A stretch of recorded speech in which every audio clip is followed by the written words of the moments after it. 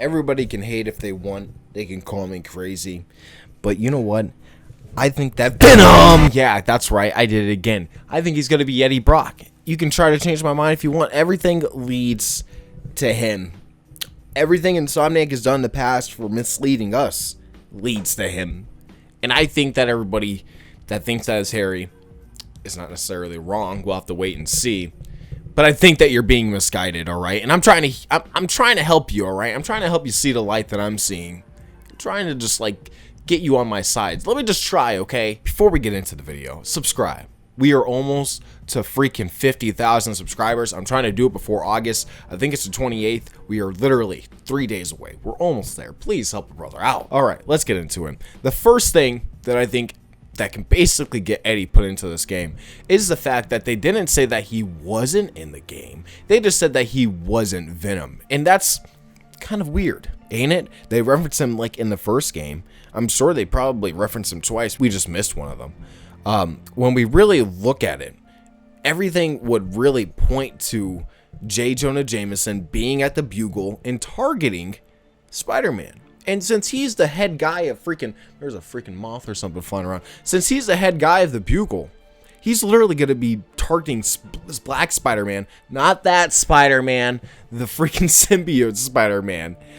And he's going to try to nail him down. And they'll probably try to put Eddie Brock on it or Mary Jane on it and literally try to tear down Peter. I think it would be an ingenious idea to incorporate the Bugle more, even have scenes with MJ there for a minute. I know it might kill the pacing for a second, but just have like a 5-minute scene of MJ walking through the Bugle, meeting everybody there, meeting Eddie Brock, and then that of course leads into J. Jonah Jameson like calling them into the office saying, you gotta work on Peter, you gotta work on Spider-Man, and you gotta work on Spider-Man as well, and just find the worst dirt that you can find on him. And I think that that would be an incredible idea. I think that that can work very, very well, and that would make that would make MJ and Eddie Brock kind of rivals in this situation.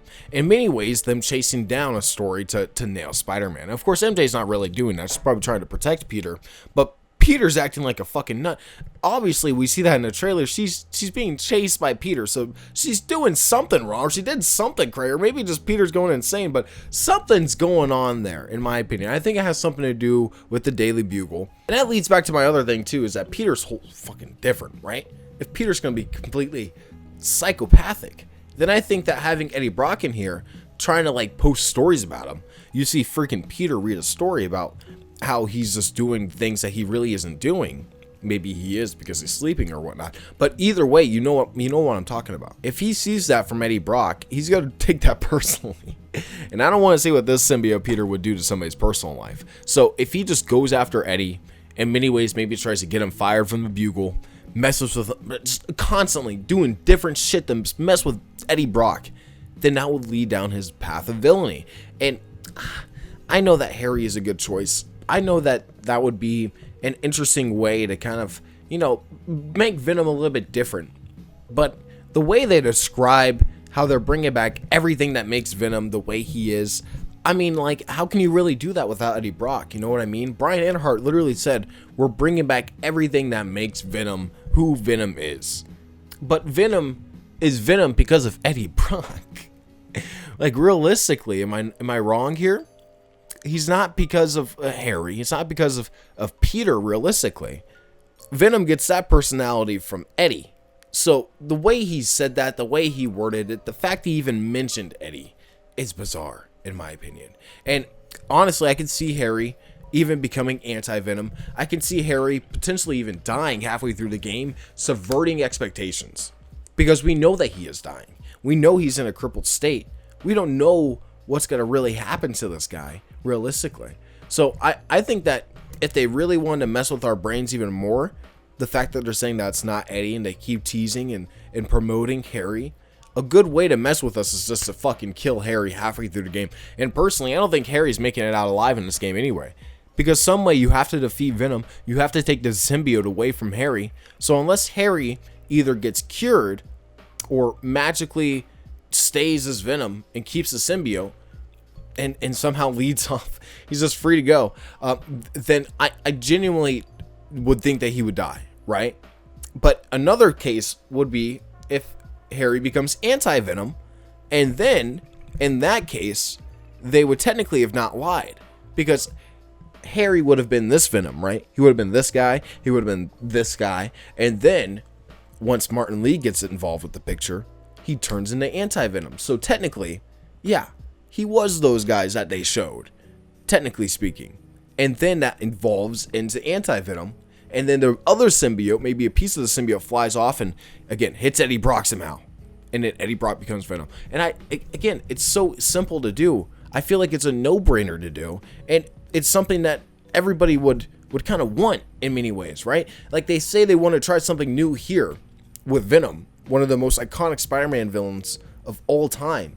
They want to try something new with this guy, but they didn't try something new with all the other villains, realistically. I mean, yeah, it's their interpretation of those villains, but all of those villains are all of the same identities.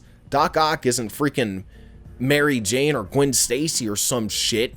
You know what I mean? You know what I'm talking about? Norman Osborn isn't Green Goblin yet, but they're teasing it. He seems like he's going to be Green Goblin. You know, we have all of these villains that are all the same, but Venom's going to be different? Come on now. That's what's going to be different? It seems very odd. And I feel like Insomniac is lying to us. And it's a good lie. It's a great lie. It gets everybody talking. It gives them It gives them publicity. It gives them, a whole freaking group of people saying they're lying and another group of people saying that they're not, and it makes everybody talk. And it's a great strategy for marketing. They really got me invested in this shit from saying that, Brian Interheart. You really got me.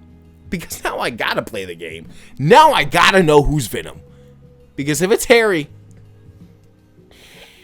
okay, here's a challenge now. If it's Harry, on camera, I'll do whatever the most liked comment is. Whatever challenge you have. Give me something. So we're already making bets here. Whoever has the top comment, it better not be like you have to eat a shoe.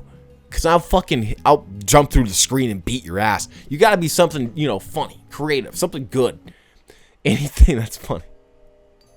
But honestly, I'll do something. I'll do a challenge or some weird shit if Harry is Venom, because I am like 99% sure that he's not. Everything that they done in the past with Otto Octavius and Norman Osborn and stuff like that, and all the freaking demos that they showed and all the different scenes that they freaking interspliced, I don't believe Insomniac with those recent trailers and that freaking Eddie thing too.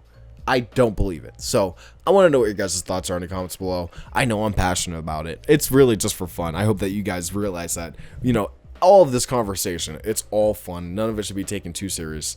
And yeah, we're really just trying to make the time fly by until the game comes out. So thank you guys for watching. Don't forget to like, comment, subscribe for more videos in the future. I'll see you guys in my next one. Peace out.